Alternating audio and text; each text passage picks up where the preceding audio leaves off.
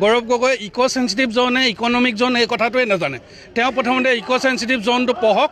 মুকলিভাৱে কৈছোঁ যে ইক' চেঞ্চিটিভ জ'ন 10 কিলোমিটাৰ পৰিৱৰ্তে 1 কিলোমিটাৰ নহয়, একেবাৰে 0% কৰাটো আমি বিচাৰিছোঁ। এখন দিছপুৰ লাষ্ট গেট নহয়, তেওঁলোকে ক'ৰবাৰ পৰা দৌৰি আহিব, ইয়াত ধৰ্মঘট কৰিব। ইয়াত 90% কাজিৰঙাবাসী আমি পৰ্যটন ব্যৱসায়ৰ লগত জড়িত, লগতে কাজিৰঙা সুৰক্ষাৰ লগতো জড়িত। বোকাখাট আৰু কলিয়াবৰলৈকে যদি ইক' চেঞ্চিটিভ জোনটো যায় তো তাৰ মানুহবিলাকে কেনেকৈ চলিব? এইটোতো বোকাখাটৰ স্থানীয় ৰাইজে সুপ্ৰিম কোৰ্টত কেছ দি থৈছে, কলিয়াবৰৰ স্থানীয় ৰাইজেতো সুপ্ৰিম কোৰ্টত কেছ দি থৈছে। যোনে একো নাজানে তেওঁলোকে কাজিৰঙাক ৰক্ষা কৰে কাজিৰঙাৰ ৰাইজে। যদি ৰাইজক কাজিৰঙাৰ পৰা আপুনি উলিয়াই দিয়ে তেতিয়াহ'লে কাজিৰঙাখন ক'ত থাকিব? যোৱা 10 বছৰৰ পৰা কাজিৰঙাৰ কাষৰ সমাজখনে আন্দোলন কৰিয়ে আছে যে আমাক ব্যৱসায় কৰাৰ সুযোগ দিয়ক, আমাক জীয়াই থকাৰ সুযোগ দিয়ক, আমাক খেদি দিলে কেনেকৈ কাজিৰঙাখন বাচিব। আজি যদি 10 কিলোমিটাৰ ইক' চেঞ্চিটিভ জোন থাকে, নুমলীগড়টোখন দেখোন বন্ধ কৰি দিব লাগিব, নুমলীগড় ৰিফাইনেৰীয়ে দেখোন বন্ধ হৈ যাব। এনেই কোনো হিচাপ নকৰাকৈ মুখ্যমন্ত্ৰীয়ে কোৱা বুলিতো বিৰোধ কৰি লাভ নাই। আপোনালোকে হিচাপ কৰক, কাজিৰঙাৰ পৰা 10 কিলোমিটাৰ দিলে দেখোন নুমলীগড় শোধনাগাৰটোৱে বন্ধ হৈ যাব। কোন অসমীয়াই মানি ল'ব?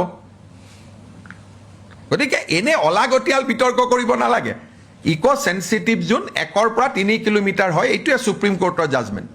গৌৰৱ গগৈ ভাবিছে এইটো ফেচবুকত চলিছেতো কিবা অলপ সুযোগ পাম বুলি। তেওঁ নিজেও নাজানে তেওঁ আজি গৈ পেলাই কংগ্ৰেছক বোকাখাট আৰু কলিয়াবৰত অন্ততঃ 2টা ইলেকশ্যন হৰুৱাই থৈ আহিব। 10 কিলোমিটাৰ যদি চাৰিওফালৰ পৰা কাজিৰঙাত 10 কিলোমিটাৰ হয়, সি দেখোন গহপুৰ গৈ পাবগৈ। বিশ্বনাথ চাৰিআলি, গহপুৰ একোৱে নাথাকিব দেখোন।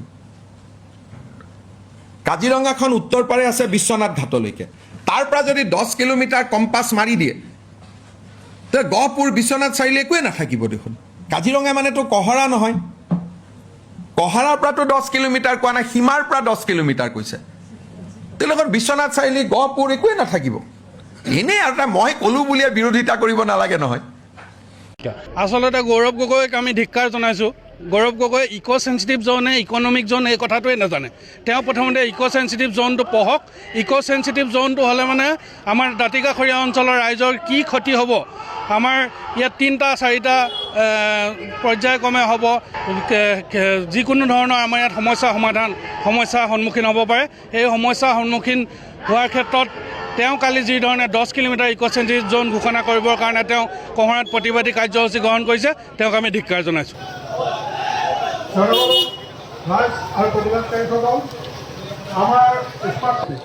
বিষয় কাজিৰঙা ৰাষ্ট্ৰীয় উদ্যানৰ প্ৰস্তাৱিত পাৰিপাৰ্শ্বিক সংবেদনশীল অঞ্চল ইক' চেঞ্চিটিভ জোনৰ পৰিসীমা নিৰ্ধাৰণ সন্দৰ্ভত ৰাইজৰ স্মাৰক পত্ৰ। মহোদয়, আমাৰ সচেতন ৰাইজৰ সদায় পূৰ্ণ সমৰ্থন আছে আৰু আমি ঐতিহাসিকভাৱে ৰাইজৰ কাজিৰঙাৰ সুৰক্ষাৰ সৈতে জড়িত হৈ আহিছোঁ।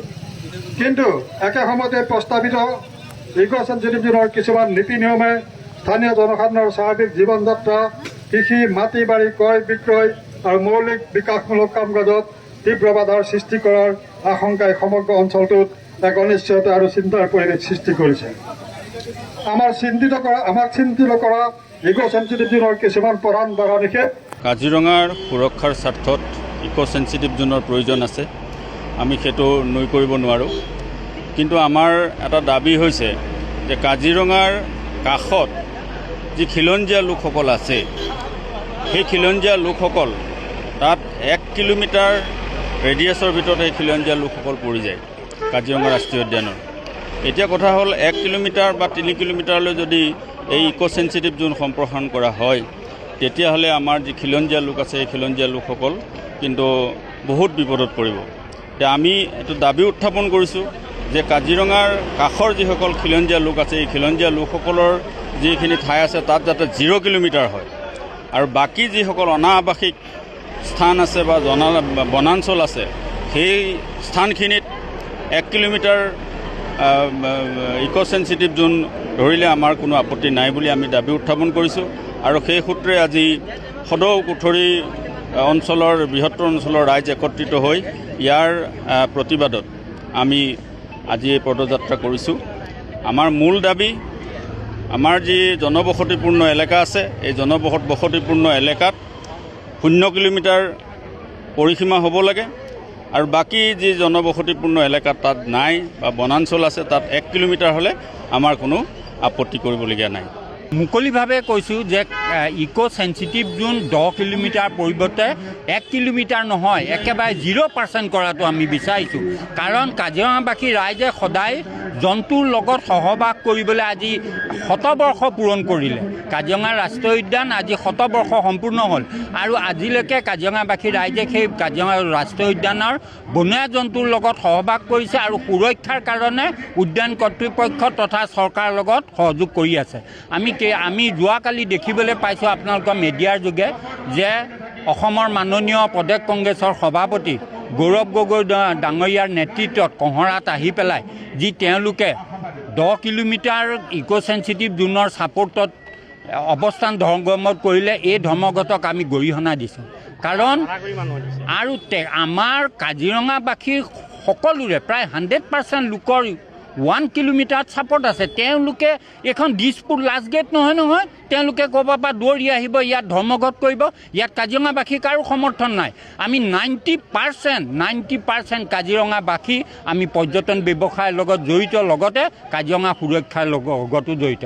আজি মাননীয় মুখ্যমন্ত্ৰীয়ে যিদৰে পৰ্যটন উদ্যোগ কাজিৰঙাত ডেভেলপমেণ্ট কৰিছে, ঠিক সেইদৰে 100% কাজিৰঙা ৰাষ্ট্ৰীয় উদ্যান সুৰক্ষাৰ কাৰণে তেখেতে কি কৰিছে, এলিভেটেড কৰিডৰকে আদি কৰি সেইবোৰ নিৰ্মাণৰ ব্যৱস্থা লৈছে। আমি তেখেতৰ এই কৰ্মত আমি সমৰ্থন জনাইছোঁ।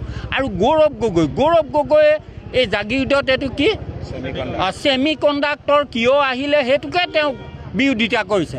আৰু কাজিৰঙা সুৰক্ষাৰ কাৰণে তেখেতৰ দেউতাকৰ নেতৃত্বত যেতিয়া চৰকাৰ আছিল তেতিয়া কাজিৰঙাত ডেইলি গঁড়ৰ মৃত্যু হৈছিল চোৰাং চিকাৰীৰ হাতত। কিন্তু ডক্টৰ হিমন্ত বিশ্ব শৰ্মা ডাঙৰীয়া, সৰ্বানন্দ সোণোৱাল ডাঙৰীয়াৰ নেতৃত্বত যেতিয়া অসমত বিজেপি গভৰ্ণমেণ্ট আহিল তেতিয়া 0% চোৰাং চিকাৰ মানে পচিং 0% হৈ গ'ল।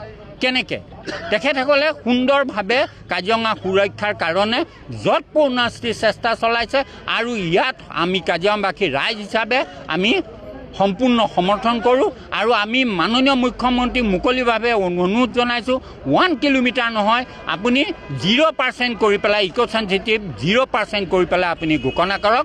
তাত আমাৰ কাজিৰঙাবাসীৰ সম্পূৰ্ণ ছাপোৰ্ট আছে।